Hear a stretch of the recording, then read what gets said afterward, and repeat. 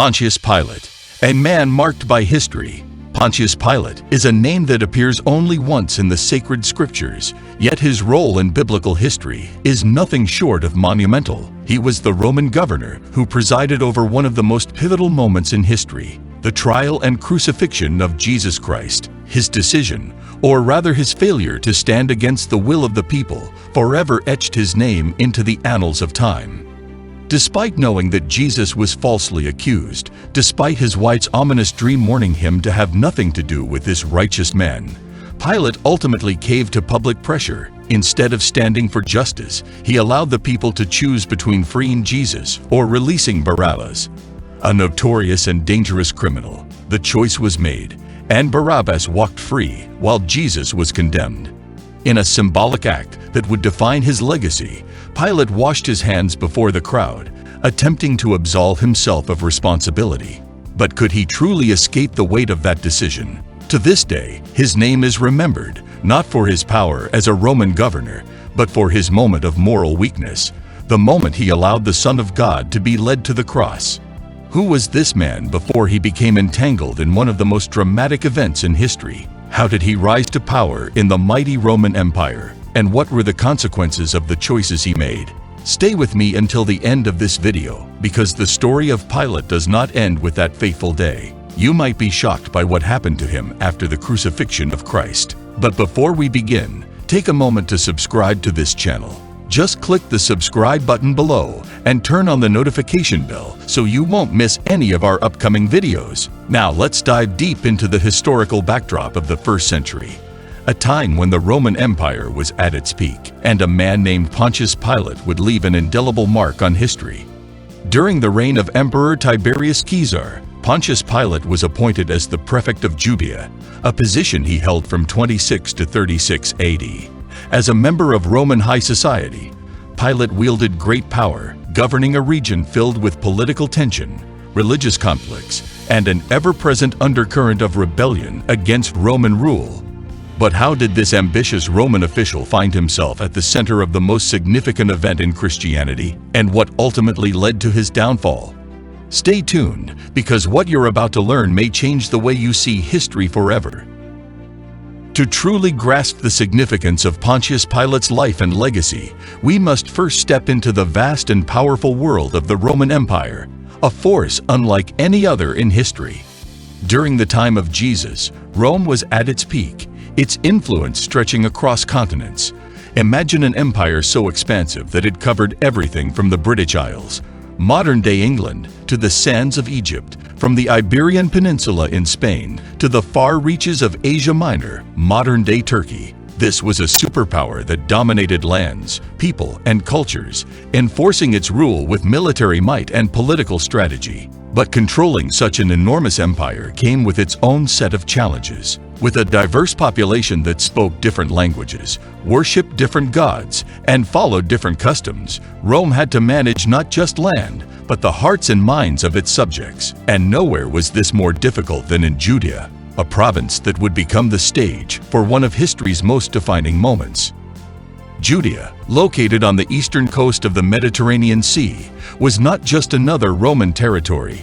It was a region of profound religious significance and constant unrest. It served as a key trading hub, with commercial ships arriving and departing, connecting the ancient world. But despite its economic importance, Judea was a land in rebellion. The Jewish people, fiercely devoted to their faith, resented Roman occupation. They did not see themselves as just another conquered people.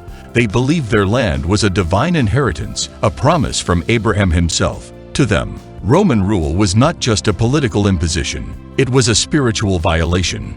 This created a volatile and fragile relationship between the Jewish population and their Roman overlords. While the Romans worshipped a pantheon of gods, the Jews followed the one true God of Israel. This stark religious and cultural divide fueled tension, uprisings, and defiance, forcing Rome to maintain an iron grip on the region. And that's where Pontius Pilate entered the picture. Pontius Pilate wasn't just any Roman official. He was personally appointed by the emperor to govern Judea as its prefect. His mission was clear: maintain order, enforce Roman law, and ensure the continued flow of taxes to the empire. And if keeping the peace required force, so be it. Rome had little patience for rebellion. Among Pilate's many duties, one of the most crucial was tax collection, a job that made him deeply unpopular among the Jewish people. In fact, one of Jesus' own disciples, Matthew, worked within this very system. Before being called into Christ's ministry, Matthew served as a tax collector, working under the authority of Pilate himself. Though the Bible gives us only glimpses of Pilate's rule, history confirms his presence as a powerful and controversial figure. He was a man of authority, a Roman official who held the power of life and death. But despite all his might, he would ultimately be remembered for one fateful decision, a choice that would mark his name in history forever. And as we dive deeper into his story, one question remains: was Pilate truly in control, or was he merely a pawn in a far greater plan? Stay with me, because what happens next might change the way you see history forever. Throughout history, some atheist scholars and skeptical thinkers have argued that Pontius Pilate was nothing more than a folkloric figure, a fictional character created to serve as a dramatic antagonist in the story of Jesus. According to these critics, even Jesus himself is nothing more than a myth, a product of religious imagination. But if that were true, how do we explain the physical evidence of Pilate's existence? How is it that his face appears engraved on Roman coins from that very era? How does his name appear inscribed on the base of a statue found among the ruins of the Roman theater in Caesarea Maritima? These artifacts, tangible, undeniable, and preserved through time, stand as a testament that Pilate was not a fabricated character, but a very real and significant figure in history. And if that's not enough, historical texts from the time of Jesus also mention him, including the works of the Jewish philosopher Philo of Alexandria. Philo describes Pilate as a man who was inflexible, cruel, and governed by fear, a leader who ruled not with wisdom, but with an iron fist. One historical record recounts an incident that perfectly encapsulates Pilate's harsh rule. At one point, he sought to build a massive aqueduct in Judea, an ambitious project designed to transport water to areas that lacked access to natural rivers. To fund the construction, Pilate demanded money from the treasury of the Temple of Jerusalem, a move that outraged the Jewish priests, who considered the temple's wealth sacred and untouchable. When the priests resisted, Pilate didn't negotiate. Instead, he threatened to impose even higher taxes if they refused to comply. Fearing economic ruin, the religious leaders reluctantly agreed to finance the project under one condition: no one could know of their involvement, and the water from the aqueduct had to pass through the temple's reservoirs. But secrets never stay hidden for long. When the Jewish people discovered what had happened, outrage spread through the city. Protesters flooded the streets, demanding justice, not only against the temple priests but against Pilate himself. In response, the governor ordered mass arrests. Many of those who spoke out were condemned as rebels and sentenced to death for defying Roman rule. Yet, for all the harshness of Pilate's reign, no act of cruelty would compare to the one that sealed his place in history forever: his role in the trial and crucifixion of Jesus Christ. When Jesus was arrested by Jewish religious authorities, they accused him of blasphemy and of proclaiming himself the King of the Jews, a charge that carried serious political implications under Roman rule. But the religious leaders knew they lacked the authority to impose the death penalty.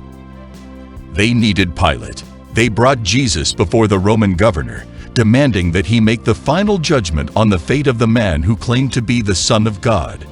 Before we continue with the story, it's worth pausing for a moment to highlight something fascinating. Pilate's involvement in the death of Jesus is recorded in all four Gospels of the New Testament, yet each Gospel offers a slightly different perspective on Pilate's character and actions.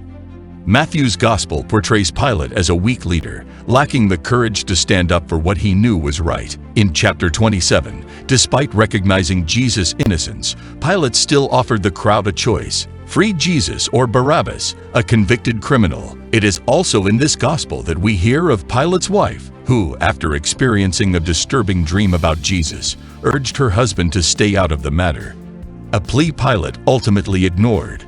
Mark's gospel presents Pilate as a man conflicted, yet still complicit. In this account, Pilate shows some desire to spare Jesus, even questioning why the crowd demanded crucifixion. In a desperate attempt to reason with them, Pilate asks, "What crime has he committed?" But the crowd's response was deafening. "Crucify him." Luke's Gospel emphasizes Pilate's reluctance to take responsibility. In chapter 23, after failing to find any guilt in Jesus, Pilate tries to pass the responsibility onto Herod Antipas, a regional ruler who had previously ordered the execution of John the Baptist. But when Herod sent Jesus back, Pilate found himself once again under pressure. Rather than making a just decision, he handed Jesus over to the people. John's Gospel paints a different picture of Pilate, one of arrogance and mockery. When Jesus proclaims that he is a king, Pilate sarcastically questions him, ridiculing the idea. When Jesus declares that he came into the world to testify to the truth, Pilate famously responds, "What is truth?" The Jewish leaders, relentless in their pursuit of Jesus' death, knew how to manipulate Pilate. They warned him that Jesus posed a threat to Roman stability, and that if Pilate refused to act, it could be seen as an act of disloyalty to the emperor. But was that really what they feared? The truth is, their greatest fear was not Rome, but Jesus himself.